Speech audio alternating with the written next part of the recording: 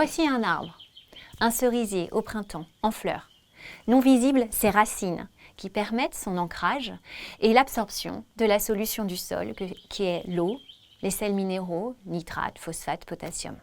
Voici son tronc ligneux, rigide, qui chaque année s'épaissit et qui participe au port érigé de l'arbre, mais aussi à sa croissance.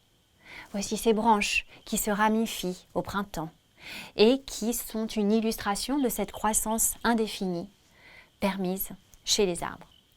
Voici ces fleurs odorantes qui attirent les insectes pollinisateurs. Et voici ces feuilles petites, vertes, riches en un pigment, la chlorophylle, qui va pouvoir convertir l'énergie solaire en matière organique. Au cours de cette vidéo, nous allons comprendre que les produits de la photosynthèse permettent d'assurer un certain nombre de fonctions biologiques chez cet arbre. Le port et la croissance de cet arbre, ce sera la première des fonctions que nous aborderons, mais aussi la capacité de stockage, la matière organique va être stockée au sein de cet arbre. Et enfin, nous aborderons les interactions mutualistes, mais aussi compétitives avec d'autres espèces qui sont permises par les produits de cette photosynthèse. Donc les produits de la photosynthèse vont permettre à l'arbre chlorophyllien d'assurer un certain nombre de fonctions biologiques. La croissance et le port de la plante. Alors cet arbre, si on se place à l'échelle de la cellule, on constate autour de cette cellule l'existence d'une matrice extracellulaire particulière, la paroi, très riche en cellulose. Alors la cellulose, c'est un polymère de glucose en bêta-1,4. Vous observez sur cette image-là que plusieurs molécules de glucose sont associées entre elles par donc des liaisons bêta-1,4 qui induit une conformation, une structure un peu cristalline, notamment par la mise en place de liaisons hydrogènes au sein d'une chaîne. Donc on parle de liaison intracaténaire, ce qui rigidifie la structure, mais plus fort encore, entre les chaînes, on a aussi de nombreuses liaisons hydrogènes qui induisent finalement que cette cellulose forme des microfibrilles très très rigides à l'étirement. Donc la cellulose, polymère de glucose, le glucose étant produit par la photosynthèse, est un des produits de la photosynthèse qui participe à la structure rigide, résistance à l'étirement de cet arbre à l'échelle de la cellule et ensuite à l'échelle du tronc et des rameaux. Autre molécule que l'on peut citer qui participe à la croissance et au port de la plante, c'est la lignine.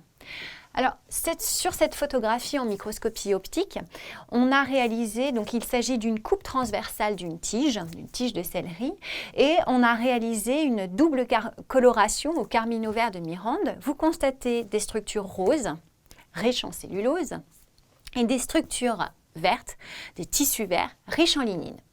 Cette lignine, comme vous pouvez le voir sur le schéma, c'est une molécule assez complexe. C'est un polymère de monolignol. Et elle a comme particularité chimique, c'est de s'incruster au sein des parois plutôt secondaires, particulièrement au niveau des vaisseaux de xylème secondaire, et elle rend cette paroi très très rigide et imperméable. D'ailleurs, on a montré que cette molécule, la lignine, est apparue au Dévonien il y a 410 à 380 millions d'années. On l'a découverte dans la flore dite de Rhénie et on associe finalement cette flore très ancienne à la sortie des eaux, si j'ose dire, des végétaux, ce qui, en fait, comment le comprendre, la lignine a permis la rigidification des tissus et ainsi un port érigé des plantes que l'on trouve en milieu aérien, milieu terrestre aérien. Donc nous venons d'évoquer les produits de la photosynthèse en termes de croissance et du port de la plante. On va aborder maintenant le stockage de la matière organique. Donc là, je vais me resituer dans une cellule végétale avec un chloroplaste.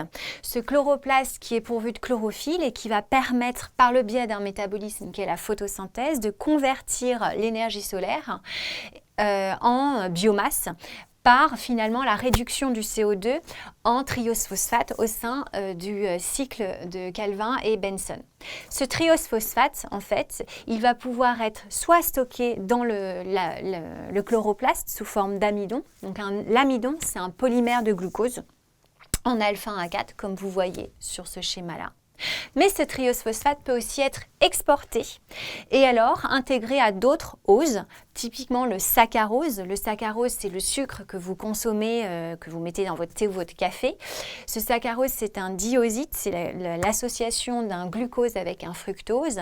C'est un sucre non réducteur, donc qui circule très facilement dans la sève élaborée. Mais la photosynthèse ne se limite pas qu'à la synthèse de glucides, elle permet aussi la synthèse d'acides aminés. Ici, sur ce schéma, toujours, vous voyez que l'azote, le nitrate dont j'ai parlé en introduction, qui est capté par les racines, va ensuite être intégré dans la cellule, passer le chloroplaste. Il va être réduire et ensuite, grâce à un système complexe d'enzymes, la glutamine synthétase et la GOGAT, va donner les premiers acides aminés que sont la glutamine et le glutamate. Ces acides aminés seront exportés du chloroplaste vers le cytosol où ils pourront être ensuite transformés par des transaminations en d'autres acides aminés. Donc on produit des acides aminés, on produit des glucides. Ces glucides peuvent aussi donner des lipides et enfin ces acides aminés, ce sont les monomères des protéines.